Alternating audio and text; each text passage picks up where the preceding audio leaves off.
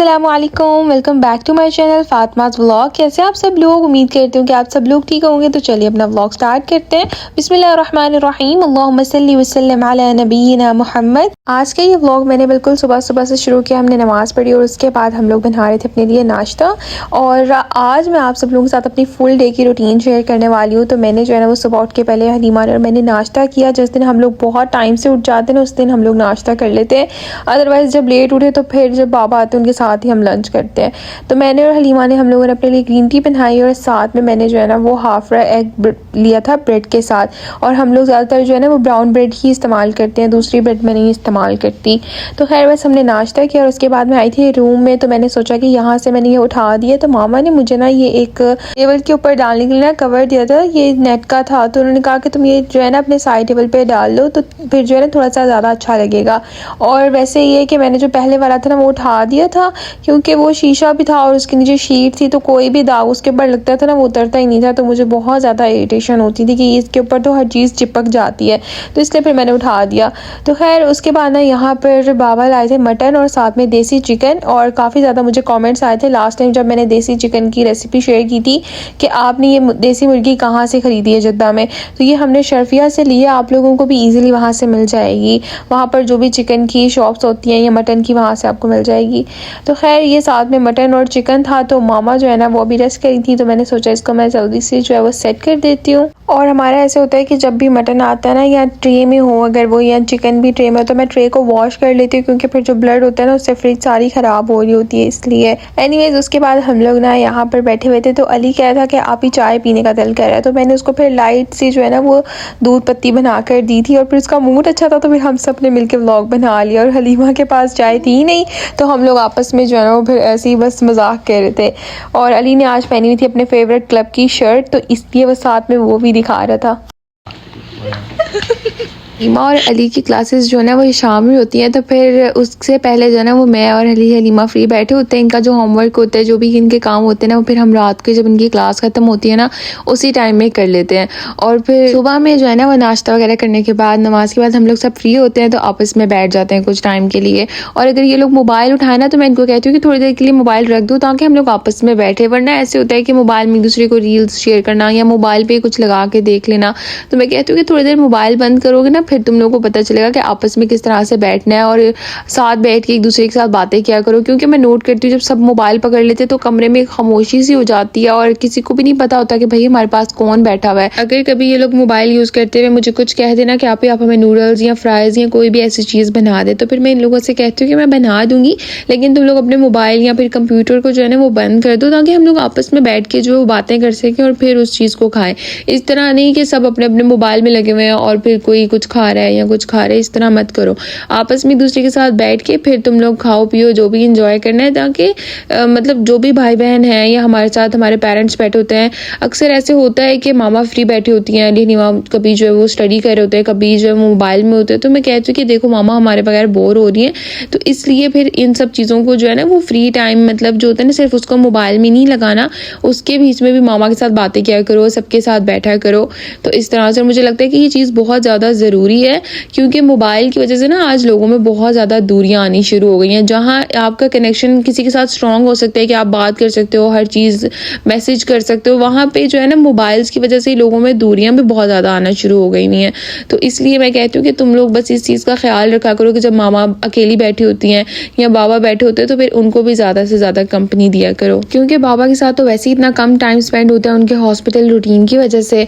और फिर कभी कभी तो बाबा जो है वो खुद जाते हैं हॉस्पिटल डायलिसिस के लिए लेकिन कभी कभी मामा भी साथ चले जाते हैं जिस दिन बाबा की तबीयत ठीक नहीं होती क्योंकि वहाँ पर डायलिसिस के जो वार्ड है ना वहाँ पर कोई और अलाउ नहीं है।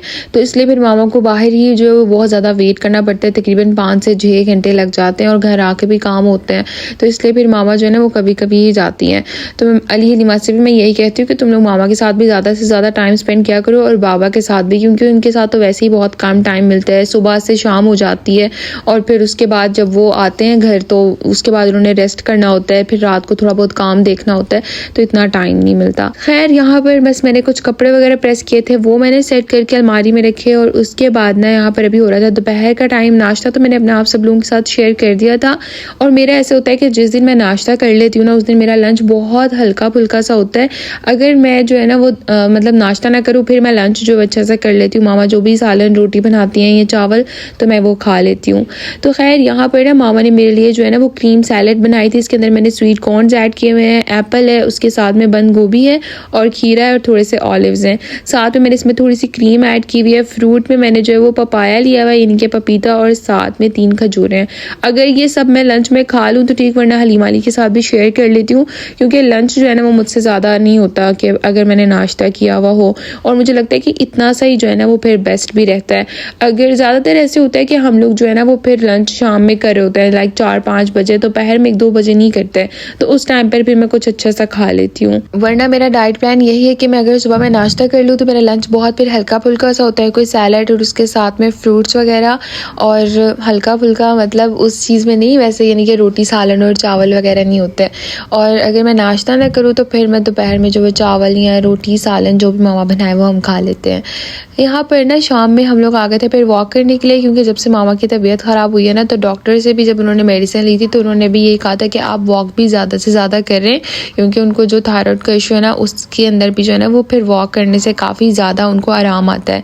तो इसलिए उन्होंने कहा था कि आप ज़्यादा से ज़्यादा वॉक करें। और आजकल तो मौसम भी बहुत प्यारा है। वैसे अल्हम्दुलिल्लाह से जद्दा का वेदर 1-2 दिन के लिए ख़राब हुआ था, लेकिन उसके बाद से तो जो है ना वो बहुत अच्छा जा रहा है। पाकिस्तान के हिसाब से सऊदी अरेबिया का वेदर बहुत अच्छा चल रहा है। और अभी तो आगे बकरा ईद भी आ रही है, तो मैं कह रही थी कि बस बकरा ईद तक जो है ना वो वेदर अच्छा रहे, उसके बाद तो जो है वो गर्मी आनी ही आनी, क्योंकि जून जुलाई का जो है वो महीना आ रहा है और फिर तब तो गर्मी हो ही जाती है। लेकिन बकरा ईद बस जो है ना वो सुकून की गुजर जाए, क्योंकि बकरा ईद पे मौसम इतना ख़राब होता है कि बिल्कुल भी बाहर जाने का दिल नहीं करता।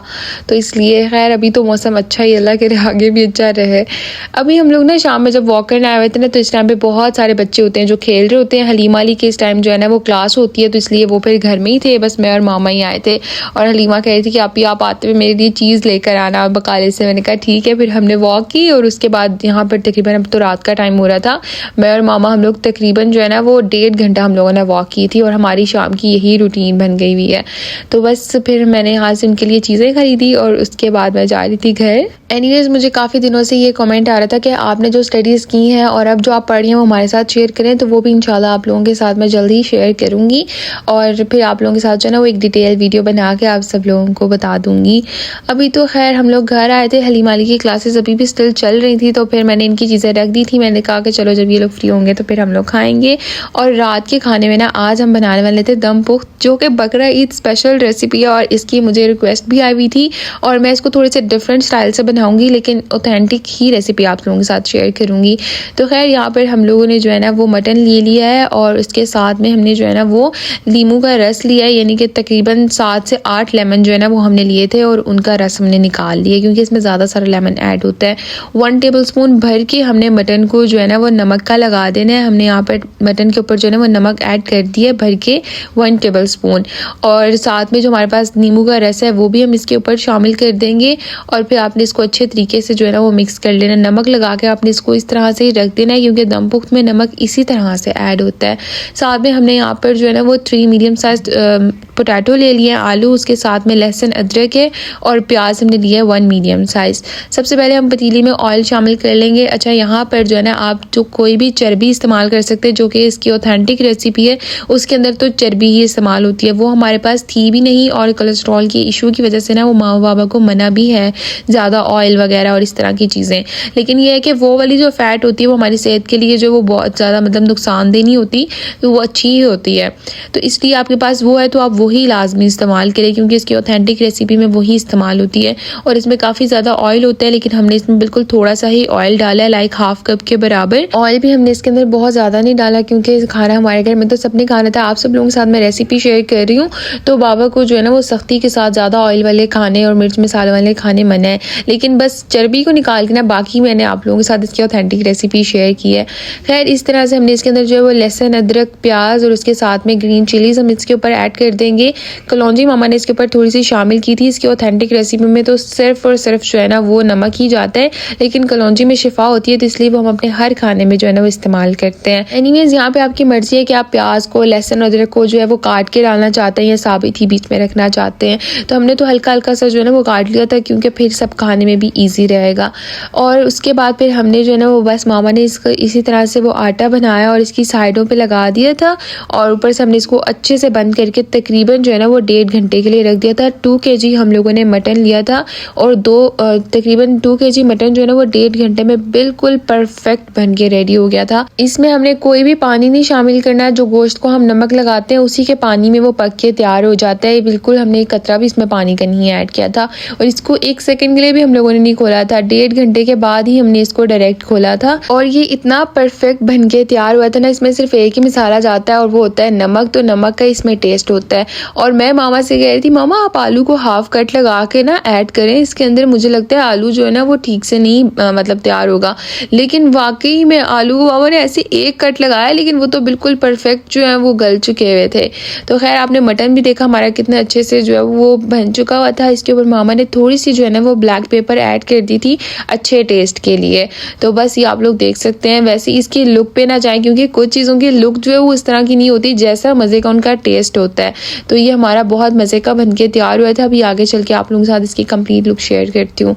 अभी हम लोग साथ में ना कद्दू का रायता भी बना रहे थे। यहाँ पे मामा ने कद्दू को जो है ना वो बॉयल होने के लिए रख दिया था। इसमें थोड़ा सा ज़ीरा, नमक और कलौंजी और ग्रीन चिलीज डाल के, और कद्दू को जो है ना हमने ग्रेटर की मदद से ग्रेट कर लिया था, और बाद में सिंपल ग्रीन चटनी बना के ना हमने दही में रायता कद्दू का तैयार कर लिया था।